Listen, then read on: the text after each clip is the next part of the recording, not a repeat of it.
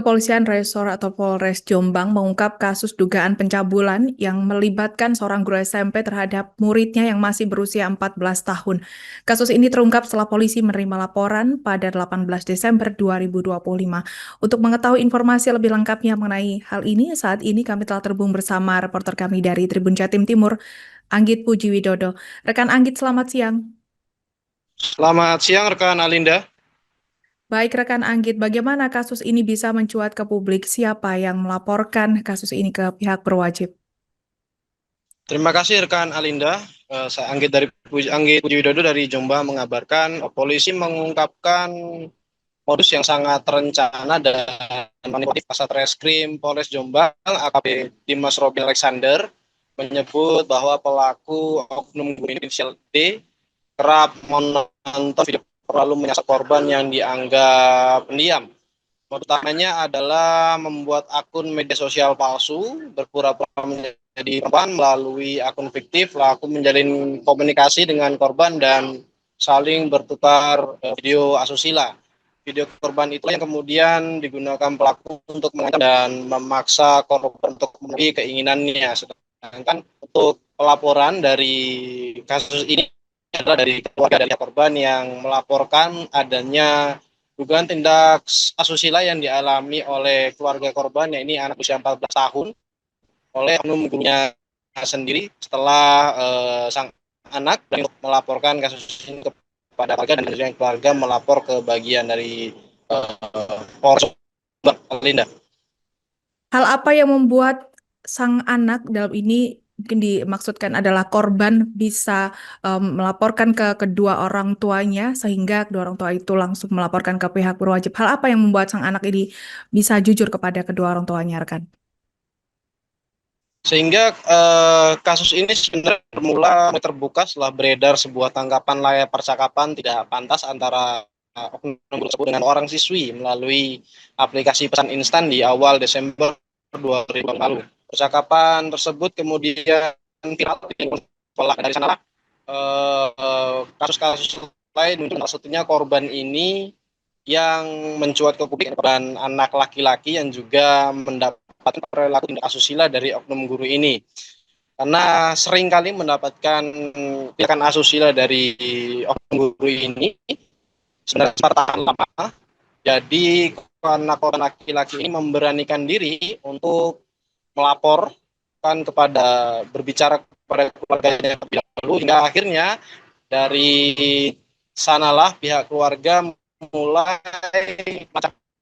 melanjutkan melalui laporan kepolisian ke Satreskrim Polres Jombang, Linda. Baik, modus apa yang dilakukan oleh terduga pelaku oknum guru ini sehingga aksinya ini digambarkan berulang terjadi terhadap korban, rekan? Untuk modus sendiri, dari keterangan Kasat Reskrim Polres Jombang AKP Mas Robin Alexander menyebutkan bahwasanya guru ini melakukan modusnya membuat akun media sosial pura-pura menjadi sosok perempuan. Melalui akun fiktif ini pelaku kemudian melakukan akun tersebut pada korban dan akhirnya korban tertarik hingga terjalinlah komunikasi intensif antara korban dan juga pelaku, yang dimana akun palsu ini sejatinya dikendalikan penuh oleh pelaku yang berpura-pura menjadi perempuan.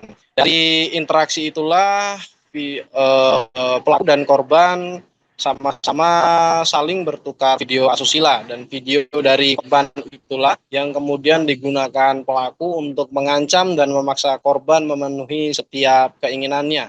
Alinda. Baik rekan, bisa sedikit dijelaskan kembali. Sebenarnya korban ini merupakan berjenis kelamin laki-laki atau perempuan dalam kasus ini?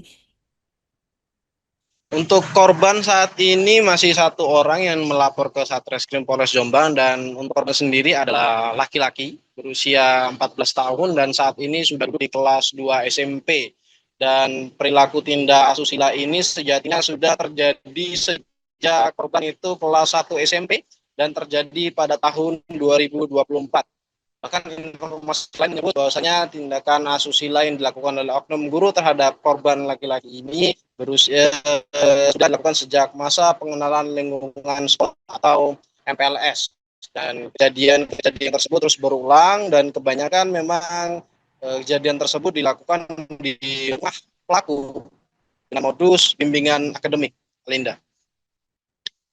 Baik rekan, hal apa yang membuat sang korban ini tidak berani mengungkap apa yang dialaminya bertahun-tahun kepada orang tua, bahkan kepada guru yang lain mungkin? Karena ini terjadi bertahun-tahun rekan. Apakah ada ancaman dari korban?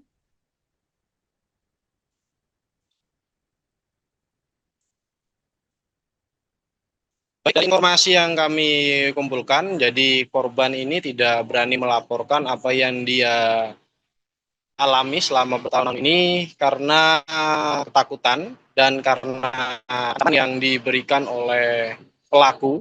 Karena sebelumnya pelaku dan korban ini sudah berinteraksi dan berkomunikasi, saling mengirim video porno bersama dan saling disaksikan, dan video tersebut lain dijadikan pelaku ini sebagai bahan untuk mencam korban agar tidak melakukan apa yang dialami korban itu ke manapun. Baik rekan, lantas bagaimana keterangan dari pihak kepolisian untuk mengawal kasus ini? Sampai mana kasus ini dikawal oleh pihak kepolisian rekan? Jadi kasus ini sudah ditangani oleh Satreskrim Polres Jombang. Pelaku sendiri sudah ditangkap saat awal tahun 2026 kemarin tanpa adanya perlawanan. Jadi pelaku sendiri sudah berada di sel Mapores Jombang. Pihak kepolisian juga saat ini sudah menangani kasus dan polisi akan berkoordinasi juga dengan Dinas Sosial untuk pendampingan psikologis jangka panjang. Karena menurut keterangan dari kepolisian, polisi menyatakan secara fisik tidak ada signifikan, namun korban ini menderita dampak psikologis yang sangat serius. Ada indikasi juga korban terpapar ketertarikan sesama jenis akibat kejadian yang ia alami selama ini. Dan untuk pelaku sendiri saat ini telah ditahan dan dijerat pasal 81 ayat 1 dan atau pasal 82 ayat 1 Undang-Undang Perlindungan Anak dengan ancaman hukuman hingga 15 tahun penjara. Dan saat ini proses hukum juga masih terus berlanjut, Alinda. Baik rekan, apakah ada informasi tambahan yang akan Anda sampaikan terkait dengan kasus ini? Jadi proses hukum, terima kasih Adinda, proses hukum saat ini masih terus berlanjut. Pihak kepolisian juga membuka peluang untuk bagi masyarakat yang mungkin ada dari pihak keluarga lain yang menjadi korban yang sama. Pihak kepolisian juga akan menerima laporan tersebut dengan sangat terbuka.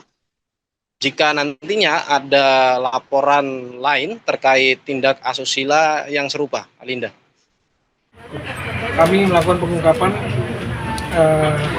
pencabulan oleh seorang guru SMP terhadap korban. Ya, jadi tindak pidana ini seorang guru melakukan pencabulan terhadap murid yang sekira berumur 14 tahun, yaitu kelas saat ini yang bersangkutan kelas 2 SMP. Ya, jadi kejadian bermula ini pada saat korban kelas 7, kelas 1 SMP. Jadi modus dari tindak pidana ini, seorang guru ini dalam pemeriksaannya mengakui bahwa sering menonton video porno. Jadi berangkat dari situ dia mungkin memiliki fantasi. Jadi guru ini melihat anak ini pendiam sehingga diajak dibangun komunikasi yang awalnya dikenalkan oleh sebuah akun fiktif, akun seorang perempuan yang mengaku perempuan, kemudian dikenalkan kepada korban ini, si anak SMP ini dikenalkan, yang mana akun ini sebetulnya guru itu sendiri.